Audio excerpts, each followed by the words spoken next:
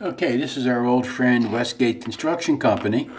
This is not exactly the same. A lot of the information is the same. It is still a $10 million project, but now instead of using the percentage of completion, they use the completed contract method. And it asks us to, first of all, calculate the amount of gross profit to be recognized in each of the 3 years. Well, the completed contract method says that we don't recognize anything until the contract is completed. So it's 0 for the first year, it's 0 for the second year, and in 2015, when it's completed, you take the total costs, which are these, and subtract from the total revenue, which is that, and you come up with $2,562,000. $2,562,400. $2,562,400. Completed contract method. I know you all like that one a lot better. But we still have to do some journal entries. Let's do the journal entries.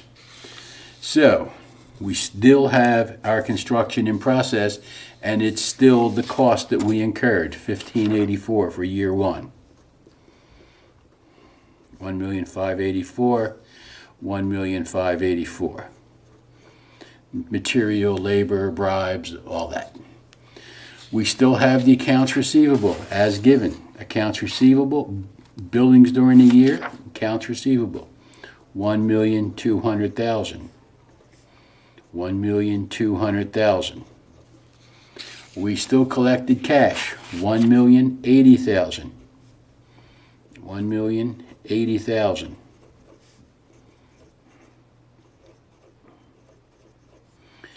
Remember, in the last one, we had to figure out the percentage of revenue. Not on this one because it's the completed contract method. Then it says, what about the second year? Do we have journal entries for the second year? Of course we have journal entries for the second year. We're accountants. We always have journal entries. We have journal entries for lap dances. We have journal entries for everything. So, again, we're going to look at our construction in process, and this is for this year, so it's just the cost incurred this year. And again, go back to that $3,240,000. $3,240,000. Accounts receivable, again, what we billed out this year, $3,624,000. $3,624,000. And billings, $3,624,000. And the cash that we received, and they tell us cash collections, $2,800,000. $2,800,000. $2,800,000. Again, we don't have anything down here because we're not recognizing any partial revenue or partial profit until we're done. Now, along comes the last year,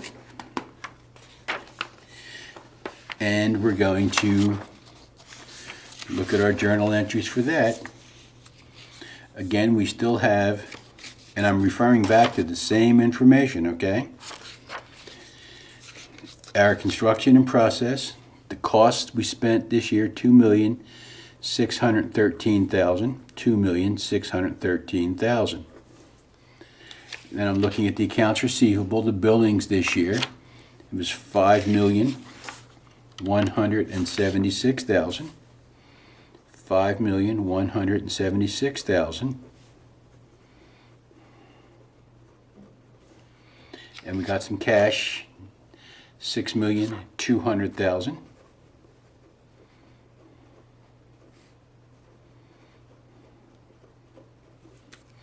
Now we have our total for construction in process, cost of construction, and our revenue from long-term contracts.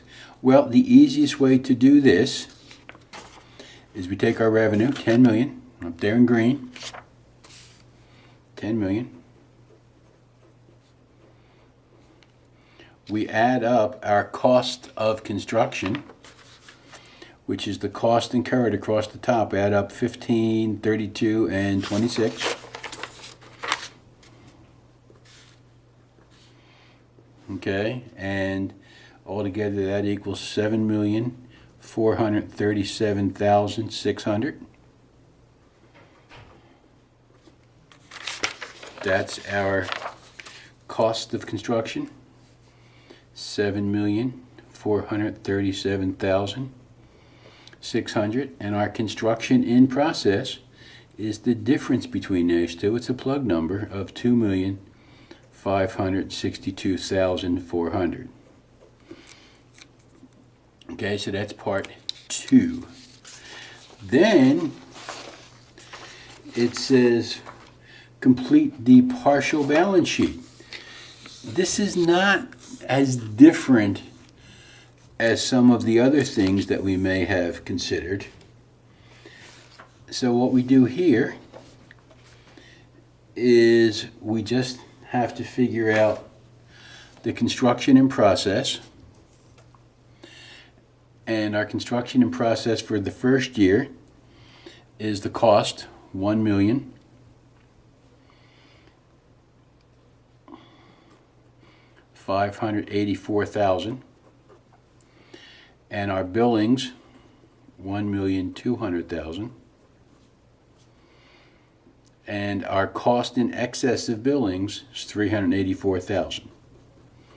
So we're still recognizing that we have this project underway, but we don't recognize any revenue or profit until it's done.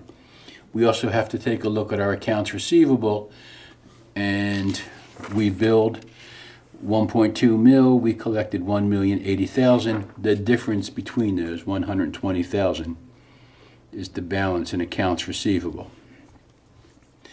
Okay, then we have to do the same thing for the following year and our accounts receivable, and that's just adding up the billings, subtracting all the cash collections, okay? That's all that is. So that's 944,000. The construction in process is the 1.5 plus the 324, okay? So altogether that gives us 4,824,000. And our billings, our total billings, if you add together the billings, these works out to 4,824,000. So we have zero cost in excess. Now, the next one, like it before, they switch it up and they say, what's going to happen if these costs change as we think they would? So what we have to do is we have to add up the total costs. Again, we're going to recognize nothing in the first year, nothing in the second year. We're going to add up the total costs,